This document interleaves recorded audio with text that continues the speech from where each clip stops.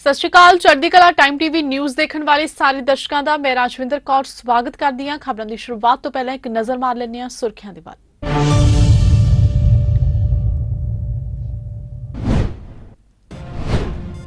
हरियाणा चाप करवाएगी मुहैया एसवाईएल का पानी, कहा सुशील गुप्ता ने। डॉक्टर धर्मवीर गांधी ने दिता अहम बयान। सारे गूंगे बोलियां की सरकार पंजाब च बनी। कुमार विश्वास के घर पुजी पंजाब पुलिस। साबका आप आगू ने सीएम भगवंत मान नूं कीता आगाह।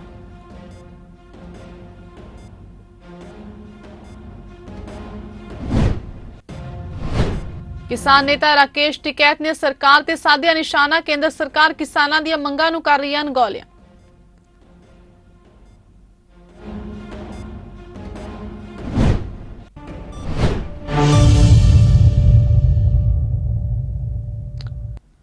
ਅਤੇ ਹੁਣ ਖਬਰਾਂ ਵਿਸਥਾਰ ਦੇ ਨਾਲ। आम आदमी पार्टी के साबका आगू ते कवि कुमार विश्वास के घर पंजाब पुलिस पहुंची है।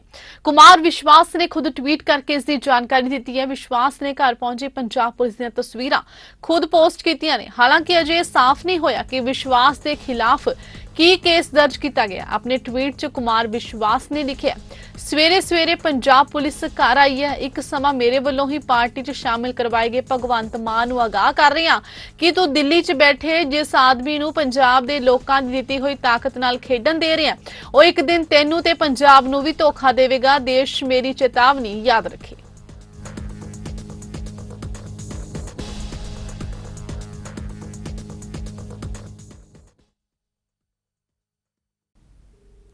पंजाब ते हरियाणा विचाले एसवाईएल नहर दा मुद्दा एक बार फिर भख गया।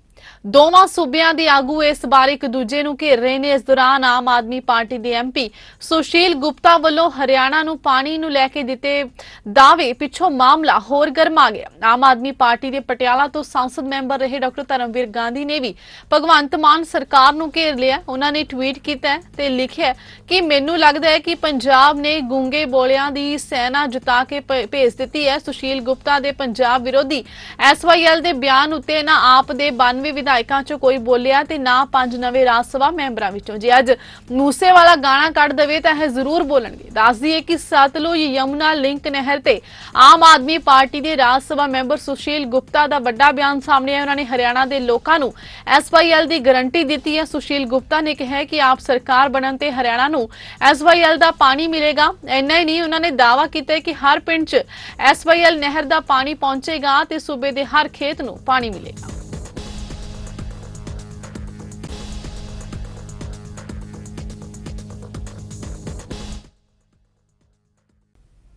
पंजाब की नौजवान पीढ़ी का रुझान इन्हीं दिनी विदेशों वाल ज्यादा है, जिन्होंने विदेश जाने लई इमीग्रेशन कंपनियां का सहारा लेना पैंदा है। पर कई बार ये कंपनियां फ्रॉड निकलदियां ने। ताज़ा मामला सामने आया जिसके चलते अमृतसर विखे एक इमीग्रेशन कंपनी के खिलाफ विद्यार्थियों के वलों धरना प्रदर्शन किया गया, जिथे कंपनी वलों 10-10 लाख रुपए विद्यार्थियों ने अपनी फीस के विदेश के कॉलेज में जमा कराए।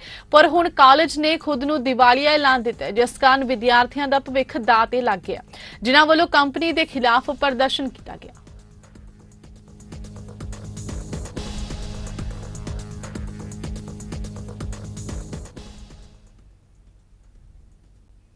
कपूरथला दे हमीरा शराब मिल के कंट्रैक्टर ते दिन दिहाड़े कुछ नौजवानों वल्लों हमला किया गया। यह सारी घटना मौके ते लगे सीसीटीवी कैमरिਆਂ विच कैद हो गई। दस्सिया जा रहा है कि हमला करने वाले दोवें हमलावर कंट्रैक्टर दे पिंड मुनार दे ही रहने वाले सन, जिन्हां ने पिंड हमीरा दे दफ्तर के अंदर दाखिल होकर तेजधार हथियारां नाल हमला किया। पीड़ित शराब मिल के ठेकेदार नरिंदरपाल तेजपाल का कहना है कि वह 3 महीने पहला उसके नाल ही काम करते सन, जिन्हां ने उसके दफ्तर आके उसते हमला किया ते उस कोलों धक्के नाल पैसे मंगे, नाल ही मेरे परिवार नूं मारन दीआं धमकियां दित्तियां। उधर पुलिस अधिकारियों का कहना है कि उन्हां वल्लों मामला दर्ज करके दोषियों नूं काबू किया जाएगा। एक हमीरा फैक्ट्री अंदर ठेकेदार नरिंदरपाल काली इन्हें कोई बंदे रखे हुए थे अपने नाल काम करने वास्ते, तो कुछ तनख्वाह को लैके इन्हों का आपसी डिस्प्यूट होया तो वध तनख्वाह मंग रहे थे। वो इन्हों के दसन मुताबिक भी असीं उन्होंने फिर कहता भी फिर कितने काम कर लो, वो करके आन के अज उन्होंने दोबारा इतने काम से लगन तो तनख्वाह अपनी वध लैन के करके इन्हों पर गुंडागर्दी की तो दुकान भंग इन्हों के खिलाफ असीं मुकदमा दर्ज कर रहे हैं। किसान आगू राकेश टिकैत ने एक बार फिर केंद्र सरकार ते निशाना साधिया। राकेश टिकैत सिरसा स्थित किसान आगू लखविंदर सिंह दे दफ्तर पुजे। सिरसा विच पत्रकार नाल गल करदे किसान आगू राकेश टिकैत ने कहा कि हरियाणा सरकार ने किसानां दीयां 2 मंगां पूरीआं कीतीआं। उन्होंने कहा कि हरियाणा च किसान अंदोलन दौरान सरकार ने किसानां ते दर्ज कीते केस रद्द कीते अते किसानां नूं मुआवजा दिता, पर केंद्र सरकार ने अजे तक किसानां दीयां मंगां नूं पूरा नहीं कीता। टिकैत ने कहा कि किसान जथेबंदी केंद्र सरकार दे नाल गलबात करने ਲਈ ਤਿਆਰ है, जो खेती कानूनां समेत सारे मुद्दਿਆਂ ਤੇ विचार करने ਲਈ ਅੱਗੇ ਆਈ है। मोदी सरकार ਤੇ चुटकी ਲੈਂਦੇ राकेश टिकैत ने कहा कि इस समय सरकार दंगिਆਂ ਵਿੱਚ ਰੁੱਝੀ ਹੋਈ है। टिकैत ने एक विधायक एक पेंशन ਦੀ नीति ਦੀ ਸ਼ਲਾਘਾ ਕਰਦਿਆਂ ਕਿਹਾ ਕਿ ਇੱਕ ਵਿਧਾਇਕ ਇੱਕ ਪੈਨਸ਼ਨ ਦੀ ਨੀਤੀ ਨੂੰ ਦੇਸ਼ ਦੇ ਸਾਰੇ ਰਾਜਾਂ ਵਿੱਚ ਲਾਗੂ ਕੀਤਾ ਜਾਣਾ ਚਾਹੀਦਾ ਹੈ। ਇਸ ਤੋਂ ਇਲਾਵਾ ਇੱਕ ਪੈਨਸ਼ਨ ਦੀ ਨੀਤੀ ਦੇਸ਼ ਦੇ ਸਾਰੇ ਸੰਸਦ ਮੈਂਬਰਾਂ ਤੇ ਵੀ ਲਾਗੂ ਹੋਣੀ ਚਾਹੀਦੀ ਹੈ। ਨਾਲ ਹੀ किसान नेता राकेश टिकैत ने पंजाब द्वारा 300 यूनिट मुफ्त बिजली देने की स्कीम का स्वागत किया ते कहा कि ये स्कीम हर वर्ग लिए होनी चाहिए कर रहे और कंपनसेशन दिया है। ये 2 चीजें वे कहते हैं, वो तो स्टेट गवर्नमेंट का था, लेकिन जो भारत सरकार को करना था उसमें कई सवाल अभी रह रहे हैं। एमएसपी गारंटी कानून पर कमेटी बननी थी, उसके लिए हमने एक चिट्ठी उनको लिखी, उस चिट्ठी का जवाब अभी उन्होंने नहीं दिया। हमको डर है कि 2 मेंबर वे हमारे रखेंगे 3 और 9 मेंबर वे या 8 मेंबर वे सरकार के पक्ष के रखेंगे।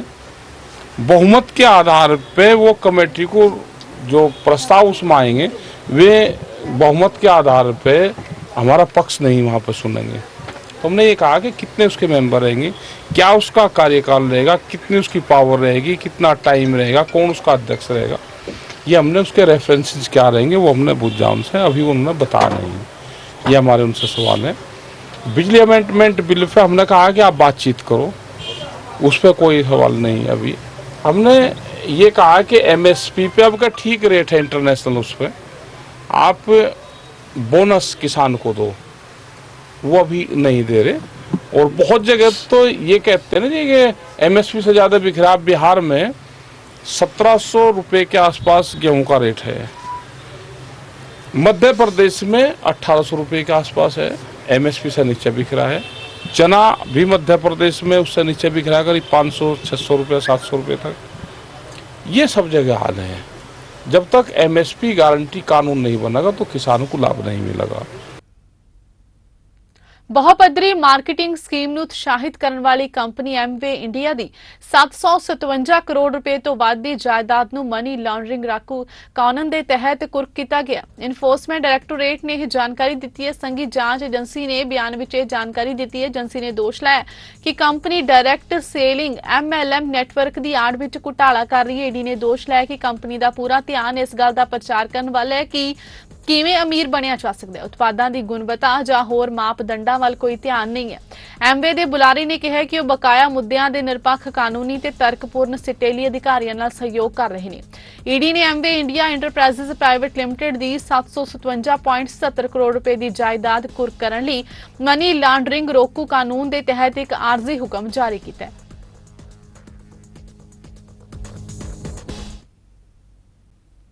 ਸਬਜ਼ੀਆਂ ਦੇ ਵਧ ਰਹੇ ਰੇਟਾਂ ਬਾਰੇ ਅੰਮ੍ਰਿਤਸਰ ਦੇ ਵੱਲਾ ਸਬਜ਼ੀ ਮੰਡੀ ਵਿਖੇ ਸਬਜ਼ੀ ਲੈ ਕੇ ਆਏ ਕਿਸਾਨ ਤੇ ਟਰੱਕ ਡਰਾਈਵਰਾਂ ਤੇ ਮੰਡੀ ਦੇ ਵਪਾਰੀਆਂ ਵੱਲੋਂ ਆਪਣੀਆਂ ਸਮੱਸਿਆਵਾਂ ਦੱਸਦਿਆਂ ਕਿਹਾ ਗਿਆ ਕਿ ਸਬਜ਼ੀਆਂ ਦੇ ਰੇਟ ਨਹੀਂ ਵਧਦੇ, ਸਗੋਂ ਸਰਕਾਰ ਵੱਲੋਂ ਡੀਜ਼ਲ ਤੇ ਟੋਲ ਪਲਾਜ਼ੇ ਦੇ ਰੇਟ ਵਧਾਉਣ ਕਾਰਨ ਇਹ ਨੌਬਤ ਆਈ ਹੈ। ਗੱਲ ਕਰਦੇ ਅੰਮ੍ਰਿਤਸਰ ਮੰਡੀ ਦੇ ਵਪਾਰੀ ਜਤਿੰਦਰ ਖੁਰਾਣਾ, ਜਨਰਲ ਸਕੱਤਰ ਇੰਦਰਬੀਰ ਸਿੰਘ ਪ੍ਰਧਾਨ, ਗੁਰਮੇਲ ਸਿੰਘ ਤੇ ਟਰੱਕ ਡਰਾਈਵਰਾਂ ਨੇ ਦੱਸਿਆ ਕਿ ਇੱਕ ਪਾਸੇ ਸਰਕਾਰ ਵੱਲੋਂ ਡੀਜ਼ਲ ਦੇ ਰੇਟ ਵਿੱਚ ਵਾਧਾ ਕਰ ਕਿਰਾਏ ਭਾੜੇ ਵਿੱਚ ਵਾਧਾ ਕੀਤਾ ਗਿਆ, ਉੱਥੇ ਹੁਣ ਟੋਲ ਪਲਾਜ਼ੇ ਦੀ ਫੀਸ ਵਿੱਚ 5000 ਦੀ ਜਗ੍ਹਾ 18000 ਰੁਪਏ ਲੈ ਜਾ ਰਹੇ ਨੇ, ਜਿਸ ਦੇ ਚੱਲਦੇ ਟਰੱਕ ਡਰਾਈਵਰ ਵੱਲੋਂ ਟਰੱਕ ਚਲਾਣੇ ਔਖੇ ਹੋ ਰਹੇ ਨੇ। ਦੂਜੇ ਪਾਸੇ ਵਪਾਰੀਆਂ ਤੇ ਕਿਸਾਨਾਂ ਨੇ ਦੱਸਿਆ ਕਿ ਇਸ ਵਾਰ ਬਰਸਾਤਾਂ ਵਿੱਚ ਹੋ ਰਹੀ ਦੇਰੀ ਦੇ ਚੱਲਦੇ ਜਿੱਥੇ ਸਬਜ਼ੀਆਂ ਦੀ ਫਸਲ ਘਟੀ ਹੈ, ਨਿੰਬੂ ਦਾ ਝਾੜ ਘੱਟ ਹੋਣ ਕਾਰਨ ਇਹਨਾਂ ਦੇ ਰੇਟ ਵਧੇ ਨੇ।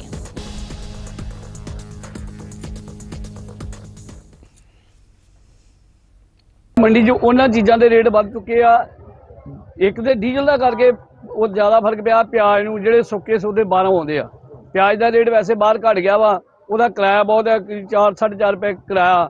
ਡੀਜ਼ਲ ਰੇਟ ਵਧਣ ਕਰਕੇ 1 ਰੁਪਏ ਕਿਲੋ ਦਾ ਕਿਰਾਇਆ ਫਾਲਤੂ ਹੋ ਗਿਆ। ਬਾਕੀ ਜਿਹੜਾ ਨਿੰਬੂ ਵਗੈਰਾ ਵਾ, ਨਿੰਬੂ ਹੋਇਆ, ਟਮਾਟਰ ਹੋਇਆ, ਇਹਦਾ ਕਿਰਾਏ ਨਾਲ ਜ਼ਿਆਦਾ ਫਰਕ ਨਹੀਂ ਪੈਂਦਾ। ਇਹਦੀ ਸਬਜ਼ੀ ਘੱਟ ਆ, ਫਸਲ ਘੱਟ ਆ। ਨਿੰਬੂ ਦੀ ਫਸਲ ਨਹੀਂ ਹੈਗੀ, ਸਿਰਫ 10% ਫਸਲ ਆ ਨਿੰਬੂ ਦੀ, ਜਿਹੜੀ ਹੁਣ 1.5-2 ਮਹੀਨਿਆਂ ਤੱਕ ਨਵੀਂ ਫਸਲ ਚੱਲੇਗੀ ਤੇ ਫਿਰ ਰੇਟ ਹੋ ਜਾਣਗੇ। ਇਹੀ ਪ੍ਰੋਬਲਮ ਅੱਜ ਤੋਂ 3 ਮਹੀਨੇ ਪਹਿਲੇ ਪਿਆਜ਼ ਦੀ ਸੀ। ਪਿਆਜ਼ ਦੀ ਫਸਲ ਘੱਟ ਸੀ ਤੇ ਉਹਦੇ ਰੇਟ ਬਹੁਤ ਜ਼ਿਆਦਾ ਸੀ। ਫਸਲ ਜ਼ਿਆਦਾ ਹੋ ਗਈ ਤੇ ਰੇਟ ਨਾਰਮਲ ਹੋ ਗਏ।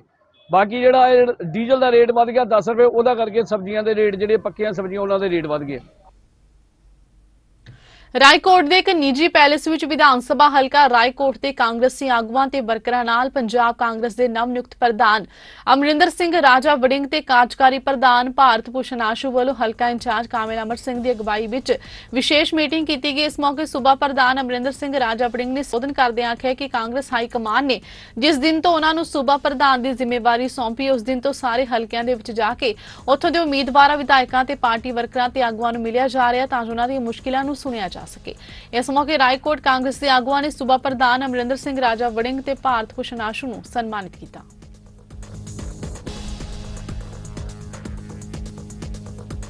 ਉਹ ਜੀ ਜਿਸ ਦਿਨ ਤੋਂ ਅਸੀਂ ਬਣੇ ਆ ਅਸੀਂ तमाम ਹਲਕਿਆਂ ਦੇ ਵਿੱਚ ਜਾ ਕੇ ਸਾਡੇ ਉੱਥੋਂ ਦੇ ਜਿਹੜੇ ਕੰਟੈਸਟਡ ਕੈਂਡੀਡੇਟ ਐਮਐਲਏ ਸਾਹਿਬਾਨ ਜਿਹੜੇ ਸੀਗੇ ਤੇ ਨਾਲ ਜਿਹੜੇ ਕਾਂਗਰਸ ਪਾਰਟੀ ਦੇ ਮੇਨ ਵਰਕਰ ਆ ਉਹਨਾਂ ਨੂੰ ਮਿਲਣ ਦਾ ਕੰਮ ਕਰ ਰਹੇ ਨੇ। ਅੱਜ ਉਸੇ ਹੀ ਪ੍ਰੋਗਰਾਮ ਦੇ ਤਹਿਤ ਮੈਂ ਅੱਜ ਰਾਏਕੋਟ ਆਇਆ ਸੀ, ਕਾਮਿਲ ਸਾਹਿਬ ਦੇ ਕੋਲੇ ਲੋਕਾਂ ਨੂੰ ਮਿਲੇ ਆ, ਦਰਸ਼ਨ ਕੀਤੇ ਆ ਔਰ ਅਸੀਂ 22 ਤਰੀਕ ਨੂੰ ਆਫਿਸ ਸੰਭਾਲਣਾ ਹੈ ਔਰ ਉਸ ਤੋਂ ਬਾਅਦ ਨਿਰੰਤਰ ਅਸੀਂ ਚਾਹਾਂਗੇ ਕਿ ਜਨਤਾ ਨੂੰ, ਵਰਕਰਾਂ ਨੂੰ ਉਹਨਾਂ ਦੇ ਕੋਲੇ ਜਾ ਕੇ ਮਿਲਿਆ ਜਾਵੇ, ਨਾ ਕਿ ਉਹਨਾਂ ਨੂੰ ਚੰਡੀਗੜ੍ਹ ਆਉਣਾ ਪਵੇ ਸਾਨੂੰ ਮਿਲਣ ਵਾਸਤੇ।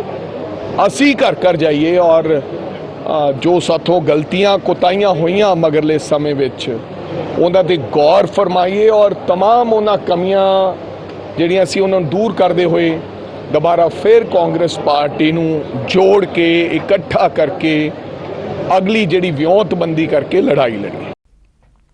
ਇਸ ਦੇ ਨਾਲ ਹੀ ਖਬਰਾਂ ਦਾ ਸਿਲਸਿਲਾ ਇੱਥੇ ਸਮਾਪਤ ਹੁੰਦਾ ਹੈ। ਨਵੀਆਂ ਤੇ ਤਾਜ਼ਾ ਖਬਰਾਂ ਦੇ ਨਾਲ ਫਿਰ ਹਾਜ਼ਰ ਹੋਵਾਂਗੇ। ਤਦ ਤੱਕ ਲਈ ਇਜਾਜ਼ਤ ਦਿਓ। ਧੰਨਵਾਦ।